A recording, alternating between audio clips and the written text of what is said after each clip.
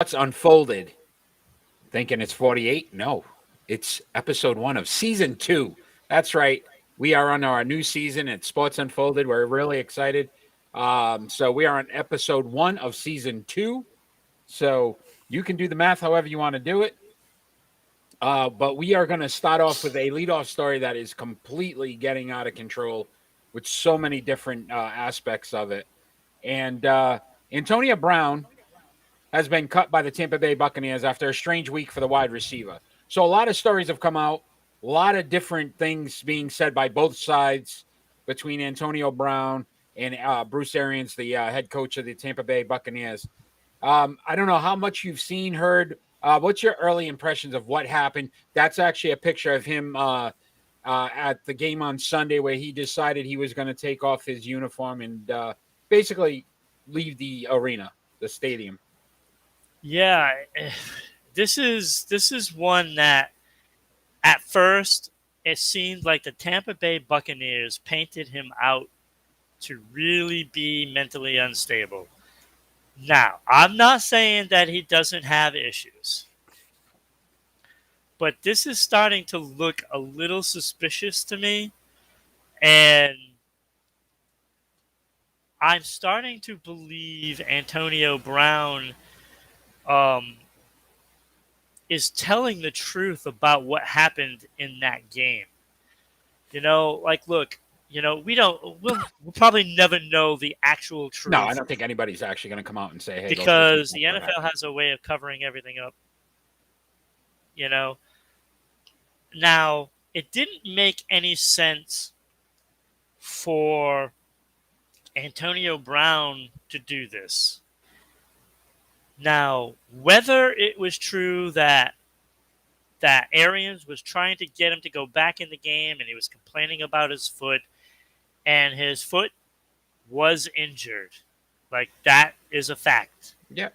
They had the results, and he had,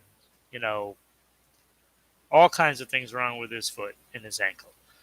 So, if it's documented before the game as well as what Antonio Brown is saying, this could fall really hard on Bruce Arians, because that would make him liable for a lot of the problems that this results in.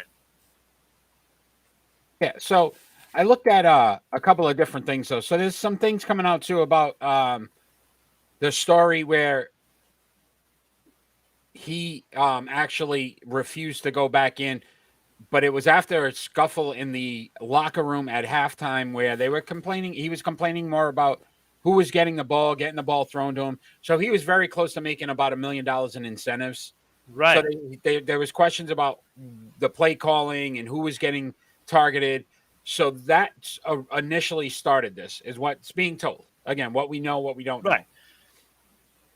But at the same time, I agree with you that Bruce Arians, if you tell somebody get the F out of here, knowing the player that you're talking to, he's going to take it literally. Oh, yeah, absolutely. And he's gonna walk away. So that's what he did. And if Bruce Arians did do this, boy, is he gonna be? He's probably gonna get fired. He's saying he just pointed like get out, not that he did this. Right. So again, who knows? It's never gonna be. We all know NFL Films is there. Those films are going to be used, and we're gonna find out exactly what happened, because those mics pick up everything. And it will be on there. So here's my problem with Antonio Brown. So I'm siding with him on this Tampa Bay cutting him during the game type thing. I agree. Right. But from a mental health standpoint, and we've talked about it in the past, this individual seems to continuously put himself in situations absolutely that gets him in trouble with all his teams. Now, this is not the first team that he's had problems with. Pittsburgh, he had problems. Oakland or Las Vegas, I don't even remember if they were in Vegas at the point when he was there. He had problems. Yeah, I think they were in the first year in Vegas. New England, one game he lasted. Yeah. Now he went to Tampa. Tom Brady went out of his way to basically, give his blessing to this pickup. And yesterday, Antonio Brown's attacking Tom Brady and Guerrero, who we well know, especially in New England, as Tom Brady's number one guy, his guru to keep him healthy, and TB12 and everything that's been founded with Guerrero. And Antonio Brown went and decided to attack Tom Brady. He went on a podcast today and basically said that he felt like Tom Brady, the only reason why Tom Brady and Bruce Arians liked him is because he could play football. There was nothing else. So again, I'm questioning, Tom Brady lets you stay at his house. Tom Brady was the only guy that was really continuous, even when he was in New England, trying to get you to come to New England because he wanted to have you and play with you. But then there's a story now that leaked today about an OnlyFans model that he, before the game, I guess, had some relations with, offered to pay her money. A lot of different things that were said. I guess the at some point we'll maybe get to see the sex tape because I heard it was taped as well. Like this Not man, surprising, right? But this is what he does, and this is why sometimes it's hard to believe the entire story that he's saying as well. This is what I'm saying. Like I kind of believe the gist of his story, but I think he embellished a lot of it. But the basic package of that story is true, and it's wrong for Arians to if you there's got an injury. Yeah, but listen, you got to feel that Arians probably got frustrated as well. Listen, he had the ankle injury prior to getting suspended for 3 games for falsifying the COVID test, right? Which is another issue. And Arians basically, I think, just had enough at that point. Yeah, no, and I get it. So I can kind of see why it got to the point it got to, because Antonio Brown is not going to change who he is. Yeah. No, he's not. He's never going to change. Yeah, he's always looking for some kind of issue to create some kind of drama. As soon as he left the game, he was posting on Instagram and doing and Twitter and making all these things, and I'm going, you just walked out. Like, that's never been seen in an NFL field before. And the first thing you decide to do is go out there and send some model pics of you in some outfits. Like, I didn't get it. It didn't make sense to me. Right, and that's just it. This is all erratic behavior, so and it's a pattern. So I'm going to ask you this question: is Antonio Brown finished in the NFL? I gotta think so. Like, because I mean, you can't bring somebody like that into your locker room and expect great results. Look, he failed with Belichick. He failed with Tom Brady. Like, it doesn't get any more structured than that. You're talking about 2 of the key pinnacle guys in this sport right now. Right. So if you bring in a guy, and look, if you bring him into almost any situation out there, a coach is not going to be able to handle him. Yeah. Those quarterbacks might not be able to handle him as well. Where do you play? Who do you play for? Do you go where Aaron Rodgers goes? And if he's smart, he stays a little low and stops putting all this out. But he can't do that. And that's what I think is going to end up hurting him more than helping him. Because I honestly believe somebody would pick him up again. I truly think so, because it's just the NFL. It's all about money, winning a ring, championships. Oh, I know it is. We can sit here and say... You also got to look at it this way. As the season goes on, whatever happens with Tampa Bay now, if they lose and don't win the Super Bowl, he's going to be hitting the social media sending out all kinds of stuff. This is what happens when you don't have me around. But we sat there, look, with Greg Hardy, we said he'd never get another job again. And because they thought he was a pass rushing talent, Dallas Cowboys decided to sign him after knowing that he physically assaulted his girlfriend, threw her on a bed, choked her, tried to shoot her, or had guns on the bed that he was going to kill her. Listen, at the end of the day, if this guy can still produce on the field, there's a chance. But the more he continues to put stuff out there, the more he's continuing to hurt himself. And we've covered this for almost 10 minutes now. And I honestly think we could do a whole show just on Antonio Brown if we really wanted to. But we're going to move on. We're going to move on. And we're going to talk about the 10-6 New England Patriots. So we're going to travel to the 8-8 Miami Dolphins Sunday at 4 p.m. Now they moved the game back to 4 p.m. What are some of your keys to the game as we bring up the picture of the Dolphins versus the Patriots? You know, it's like we keep saying, you got to be disciplined. You just gotta make sure you play your game. You know, you can't let down because this game has lots of seeding issues. Look, you New don't England's still in line for first place. I mean, a lot's got to right. happen, but Like the Buffalo Bills have to lose to the Jets, and if the Patriots win, they win the division. But the they win Chiefs the have to division, and lose. The that Titans changes a have to lot. lose. If all three of them lose and New England wins, New England's the number one seed, Right. which is like it was a 1% chance. Right. But if they lose this game and say San Diego Los and Angeles, well, Los Angeles. oh yeah, You finally got one. Los Angeles Chargers, and I can't even think of the other team that's in The Raiders are Indianapolis. in. Las Vegas is still in. Indy's still in right now. Like some of those teams can go ahead, and frankly, I don't want to have to play the Chiefs. Yeah. New England can finish anywhere from 1 to 7 right now, Right. based on what happens. So again, I agree with you. This game's very important for seeding purposes. One of the things that New England's done very well is beat up on teams that were inferior to them. If you look at just the raw numbers, they beat them pretty much across the board. Points per game, yards per game, yards given up, turnovers, penalties. Like New England's better in all these categories. They are going to Miami. And that's my fear. New England generally does not play well in Miami, regardless of the time of the year. It could be the first game of the year. It could be the last game of the year.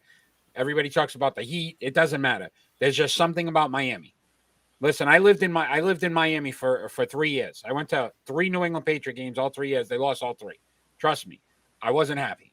So again, how they going to beat this team is, again, to your point, stay disciplined, but you've got to be able to control that pass rush of Miami.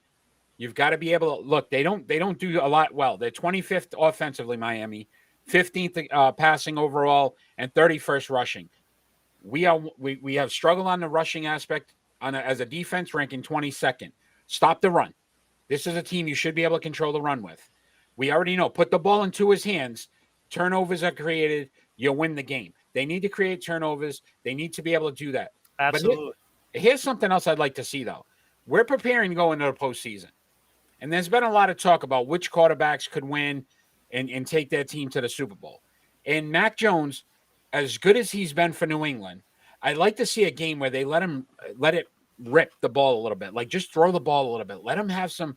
Let's make sure that if they're down by a touchdown or two, that this kid has the ability to throw the ball effectively and just get the ball down the field. Quick plays, deep balls. Because right now, if they get down in a hole in the playoffs, I don't have any confidence that they can come back.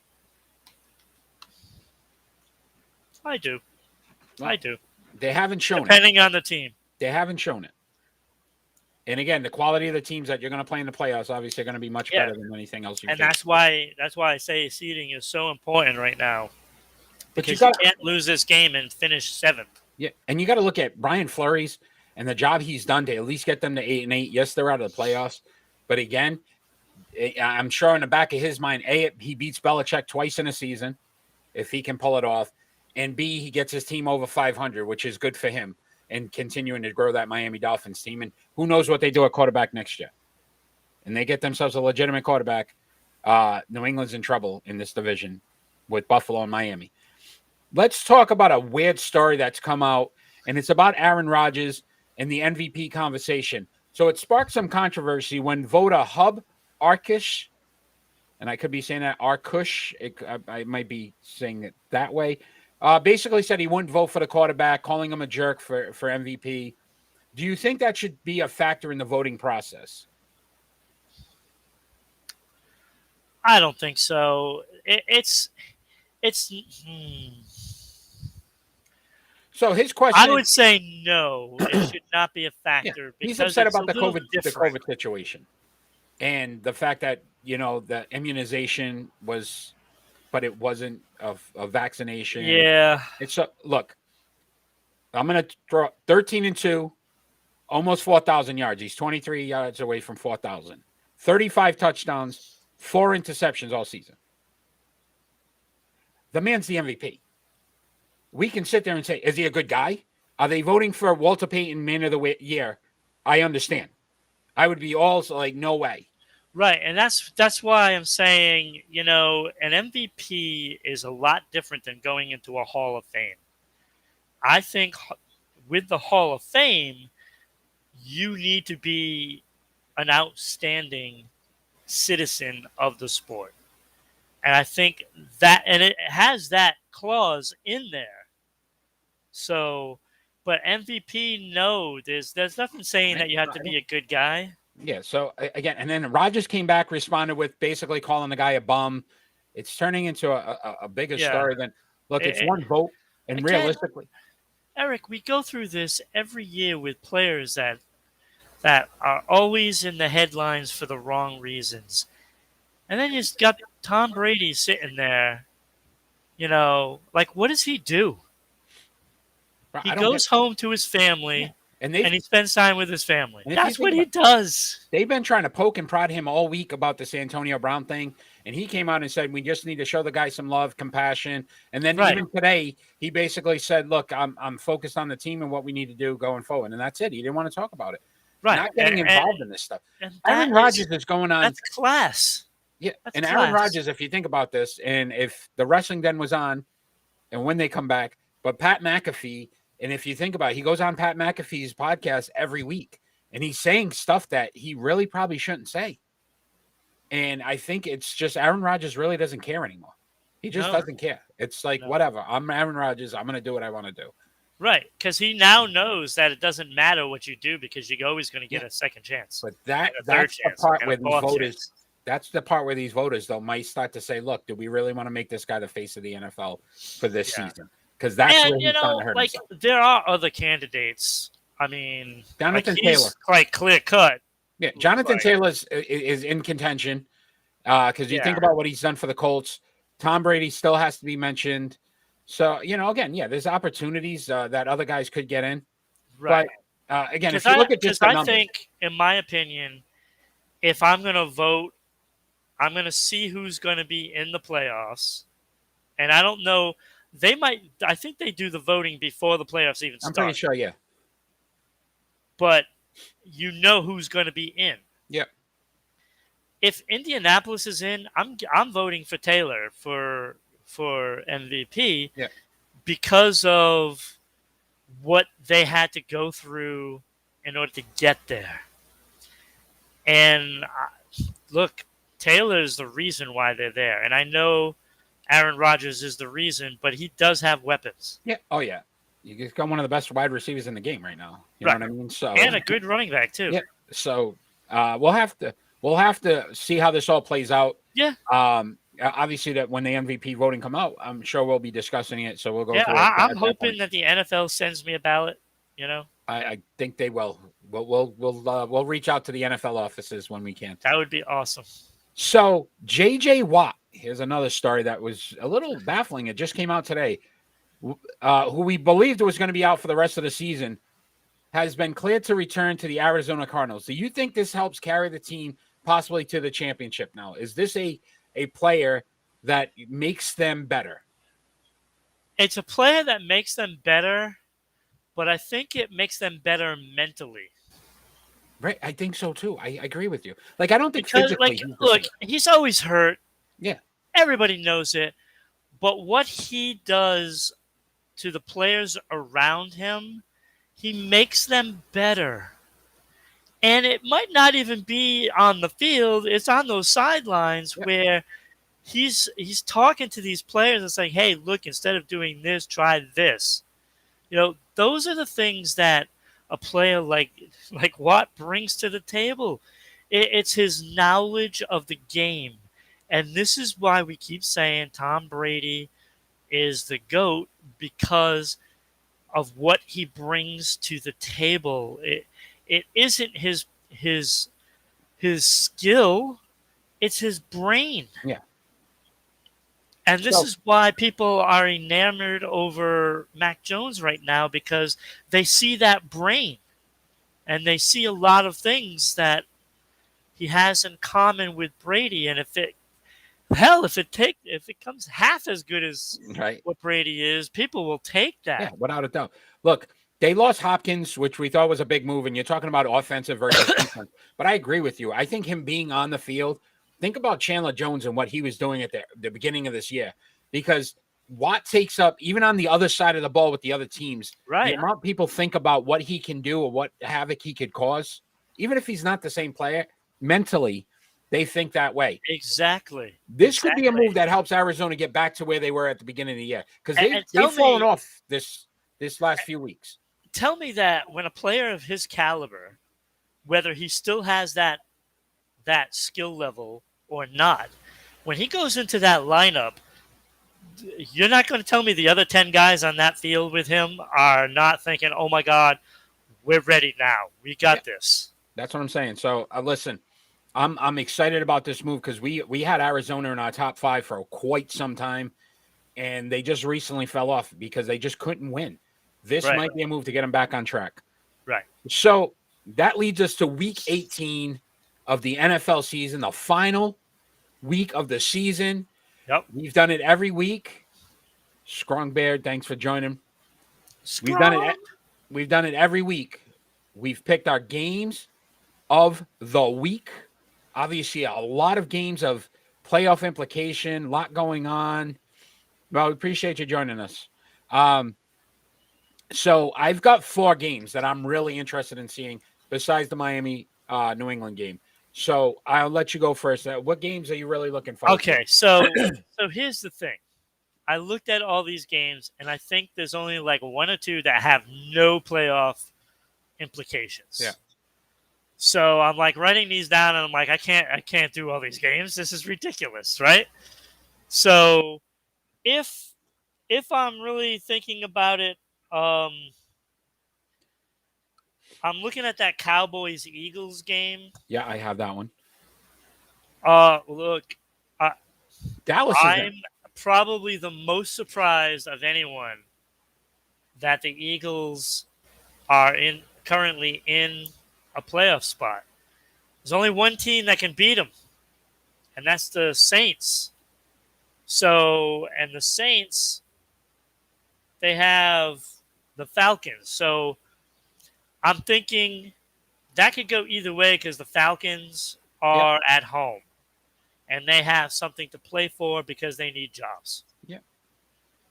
Saints have what, third string quarterback? Yeah, I think at this point, I think that's what So to me, it looks like Philadelphia is going to get in. which is still But likely this for is a big game for them because this is going to tell them if they can compete. Now, how great would it be for Philadelphia to beat the Cowboys in the last game of the season, go 10-7, easily into the playoffs, and So that sets them up to maybe surprise the first round. I'm looking at it the other way. Dallas needs to win this game because they need to show that they can play playoff football. Because Right. as crazy as we think about it, the Eagles are Right. possibly a playoff team. And they're coming to play because they need to win this game. They need to win to get in, most likely. So they're coming to play. Can Dallas respond to that, which they haven't seemed to do against good teams? They seem to struggle. They haven't been able to run the ball. There's questions on if they should sit some guys because they're already in. To me, they need to play this game and be effective. But again, we'll see if everybody plays. That's going to be the key to that game. But like you said, it's crazy to just think that we're talking Eagles and in the playoffs. Again, we talked about the Patriots rebuild only taking a year. Really, Philadelphia was 2 years? Yeah. And they're back in the playoffs. So again, impressive job with a new coach. So yeah, Sirianni's done a great job. Well, they've exceeded any expectation that I had of them. Yeah. I really thought they were going to win like 3 or 4 games. Yeah, Nick Sirianni did a great job. What other games you got? And excuse me as I'm under the weather, so if you hear me coughing or anything, I apologize. Yeah, I know that feeling. I like the Chargers and Raiders game I have that game as because well. That's a playoff game. that is a playoff You game. need to win. Both teams need to win. Whoever wins that game, I believe, makes the playoffs. Yep, they're in. And I think if the Colts lose, then one of them, even if they lose, they jump in.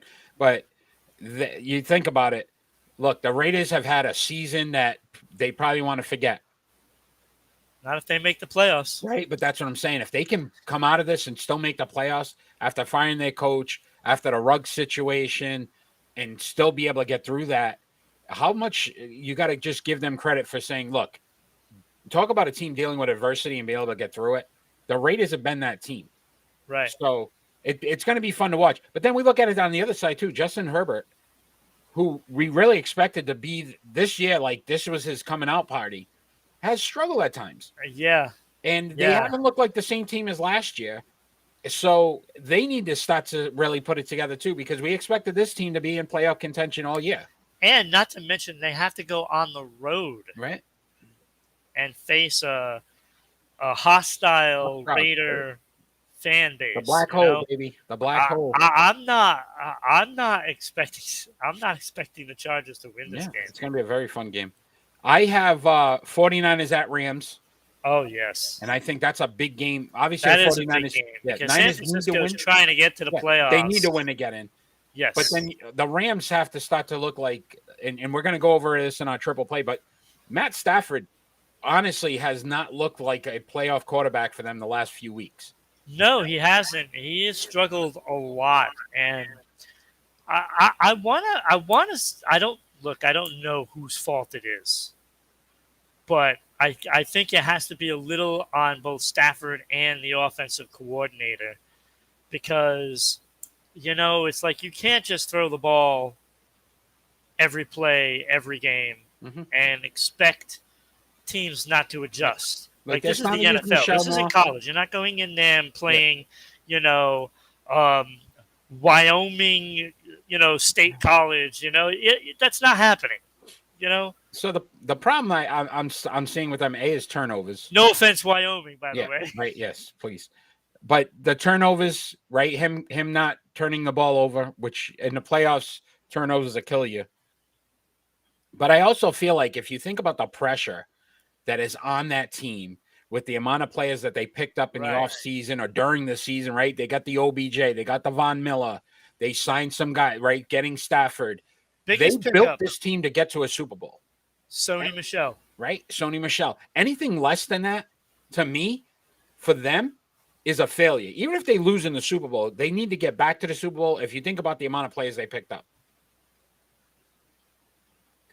I also have the Steelers at the Ravens.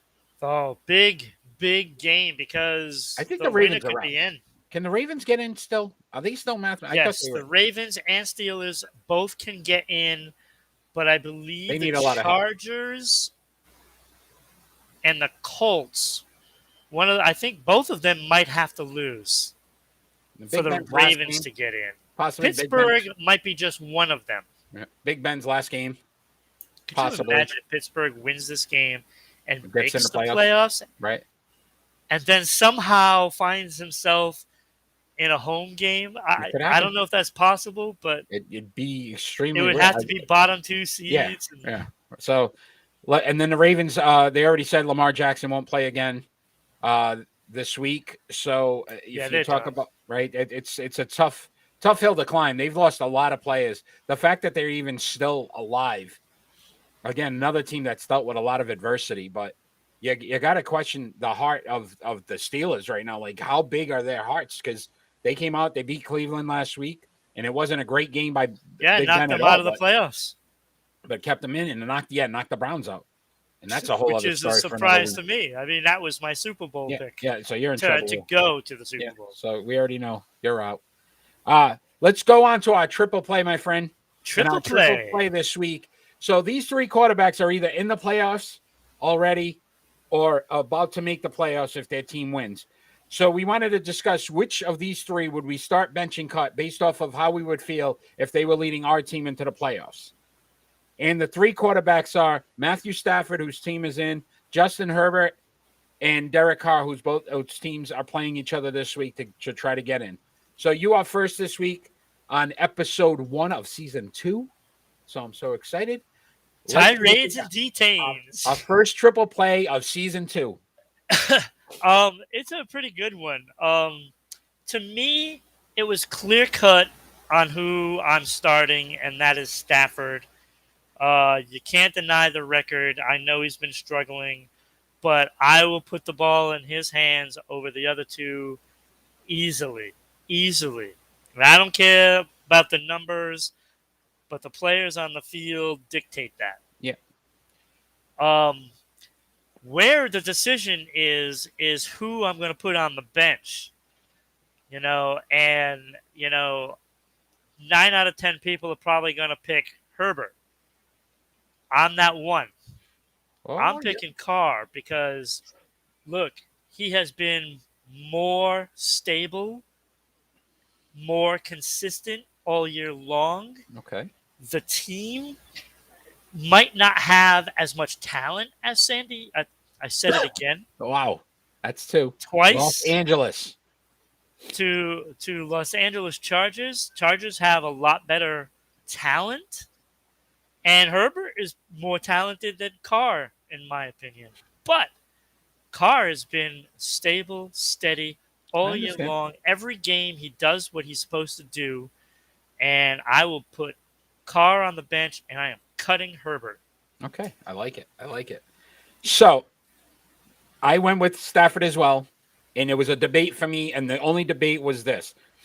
How many playoff games has Matt Stafford played in one? I don't know. I don't think he has. I don't think he had. Well, he was in Detroit, so. Exactly. So this is what scares me. Like, you're leading a team for the first time into the playoffs.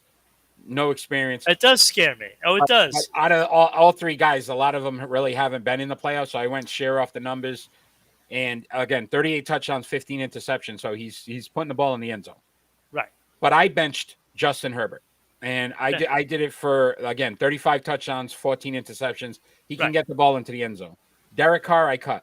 Only 21 touchdowns on 14 interceptions. To your point, though, much better talent probably in Los Angeles than he has in Vegas. Right. So you could see that and why those numbers. But, again, pretty aligned. Obviously, you got to start Stafford. I think just the sheer fact that he's his numbers. I just don't like the way the Chargers have played all year. They're on and off, on and off. Yes. We were talking about that with Cleveland, and that trend. Look, if the Chargers make the playoffs, they're gone first game. Yeah. First game, because I don't think they can play a solid game against a contender. And listen, they need to build up their defense before they even become contenders. Their defense is just horrid. I think the Raiders are closer to winning playoff games than I think so. Much better defense. Listen, you could be right there. And just the adversity. Like, look, this team coming next year, I worry about the Raiders next year because after what they went through this year, it's going to settle down and then they're going to start playing. They have some great players over there that are just waiting to explode into the NFL stardom. Agreed. So if you like what you're watching, check us out every Friday night at 6 p.m. We're live on Facebook, YouTube, Twitch, and Twitter. You can follow us on social media at Sports Unfolded on Facebook and Twitter, at Broadcasting RI on Twitter, Sports_Unfolded on Instagram. Don't have time to watch? Check us out on our podcast on Amazon, Anchor, Google, and Spotify. Southeast Connecticut, if you're in our area, check us out. You can see us on SEC TV. That's Public Access Channel 12, and that's all in southeastern Connecticut. So really excited to be joining that family as well. Some other big news could possibly be breaking this month for Sports Unfolded. We'll keep you informed of that as well when that comes. If you'd like to sponsor the show, check us out. The email that's on the screen right now. Reach out to us. Let us know. We can advertise for your business. Obviously, we can go globally based on the fact that we're on the internet and just not a local channel as well. So a lot of different ways for you to get your business and help us continue to grow our product as well. So if you're interested, obviously check us out and email that address right there, Rhode Island Broadcasting. Yeah, you get 22,000 eyeballs. Right? So Really excited about that. So let's talk some NBA, and we're going to talk about the individual that we're putting on the screen right now. And Yep, this was I'm my waiting fault. for it. This was my fault today. There we go. That one's my fault. And that's Ime Udoka, who's the head coach of the Boston Celtics. So he ripped the team yesterday after blowing a 25-point lead to the New York Knicks last night. Do you think this will help motivate the team? First of all, they can't possibly even take him serious at this point. Like, come on! It took you how many games to rip the Celtics Yeah, because so of they're blowing a game? So let me Like, say how this. many 20-point leads have they blown this I year? think this is 4 now. So I'm gonna, and this is what his exact words were: lack of toughness. He was disappointed with the We lack of already toughness. know that. And this is where what we said since this whole thing started again. This is what I relate it to. I'm gonna start a guy who's 5'10" and make him play center, and then ask him why he's not getting enough rebounds. He's physically impossible because he's getting outbeat by guys who are 7'2". Right. The Boston Celtics haven't had toughness in years. That's not what the makeup of this team is. So if they're lacking toughness, it's either by making a trade, as Brad Stevens, I know he's one of your favorites, said, tweak the roster. But if they don't tweak the roster, then you run into the situation that you can question their lack of toughness. Physically, they're not a tough team. There's one guy on this team that I would bring to a street brawl, and that would be Marcus Smart. Right. And I'm not even sure he could fight. I just think he'd fight dirty enough to help me at least win some games. Yeah. You're not getting that from Tatum, Brown, Schroeder, any of these other guys. So to your point, calling them out doesn't help them because you're asking them to do something they are not. That's not their personality or their makeup. And look, I don't understand why they start who they start and look, for all of Marcus Smart's shortcomings, I want him on the floor. Like Schroeder was just a waste because you get the same guy as Marcus Smart, except without the toughness, like they complaining about. Well, when you sign the players that you got, knowing what they are as makeup, why are you surprised? Why are you surprised? And why are you just now saying it? Yeah, we said it all along. This is the same team it's been for the last few years. Right. And now your question of lack of toughness, but this has been them for years now. Right. They haven't got an enforcer in there in any of the 3 years. Marcus Morris was maybe the closest thing they got to a guy that was just a tough guy, a tough individual, didn't back down from anybody. Other than that, they have never really picked up a guy that you go, listen, I've been wanting Turner from the Pacers forever. That's a guy that wants to play defense, block shots, can still get you points. And I don't know why this trade hasn't happened. Indiana's in a rebuild situation right now. If they are smart, they're looking to invest in a guy that is going to honestly make you tougher. Because what you have right now isn't doing it. We've been talking about the Celtics for the last couple of weeks about who we trade. Would it be Brown? Would it be Tatum? Well, I'm at the point now, trade them both. Trade them both. Okay. Because, look, I don't like how the team plays when Tatum's on the floor. You called it, right? He's been back 2 games. They've lost both. Right. It's like the team slows down when Tatum is on the floor because Tatum has to have the ball in the fourth quarter especially. And let's face it, he is not clutch. He can't hit a shot that they need ever. He tied the game last night. He tied the game last night. He's hit some clutch shots. The problem is you got no guys around him to actually make plays as well. So he's forced to take more shots than he should. The players just seem to stop, and it's all the Tatum show. And all these teams know this, so they're going to be on him. And you can't play like that. Like, if you're not able to control the ball well and pass the ball, when you're getting double covered, what good are you? I don't care if you're going to drop 50 points a game, but if you're a negative on the floor, then that doesn't do any good. It Listen, doesn't do any good, they're 18 and and I don't 21. like it. 18 and 21 after the loss, 11th in the Eastern Conference. So if it ended today, they're out of the playoffs. They Right, don't even make the playoffs. right. And I think that's honestly what they need. I think they need the only way this team's really going to start to look at themselves and Brad Stevens and all these guys that say, look, if we can't make the playoffs, we've got to blow this thing up and start over. Yeah. And you figure out which guy you're going to keep and then build around them and possibly make yourself another run in the next 2 to 3 years. Because right now, what you're constructing is a 500 or below team that barely makes the playoffs and is going to lose in the first round every year. That's what you're getting. Like these guys just aren't doing it. They're not doing it. And you have two guys that you can get a lot back for. And I know Kenny's our NBA guy, and he's watching right now, and I know he's pissed off. Oh, done. We're so done with the Celtics. I'm right there with them. We're so done with the Celtics right now. You know, look, you got to get assets for those two guys and let all these young players play. Without a doubt. Like, I want to see more Pritchard. I want to see more Robert Williams. I want to see more of these guys getting in there because they're good. They're good players, and you're wasting them. Kenny agreed with us. Yes, he's tired of the Celtics as well. Let's talk about your number one topic, and that would be Tuukka Rask and the Boston Bruins. And now he has signed a contract with the Providence Bruins. I'm sorry, we got so many Pirates, Massachusetts Pirates, the Providence Pirates. But no, he's not playing basketball. He's playing hockey. So Providence Bruins. How long before you think he actually returns to the team in Boston? And then also, what kind of impact do you think it'll have with the Bruins? Well, he was supposed to play this weekend with Providence, but those games have been canceled. Yes. Because of, I think it's Lehigh or something. They have COVID and they can't play. Yeah. So I think that's the Montreal minor league.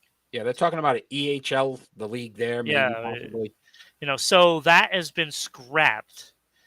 I would probably say he's going to probably get maybe 3 or 4 games down in the minors and then come up to Boston. So do you think they're going to just wait the week out and then let him play in Providence? Yeah, I think they'll get him games in Providence. They're not in a rush because they want to take their time and make sure Tuukka's ready. Like it's obvious that he's going to be in a Bruin uniform again. I think that was the plan all along, and I don't know how this is going to turn out.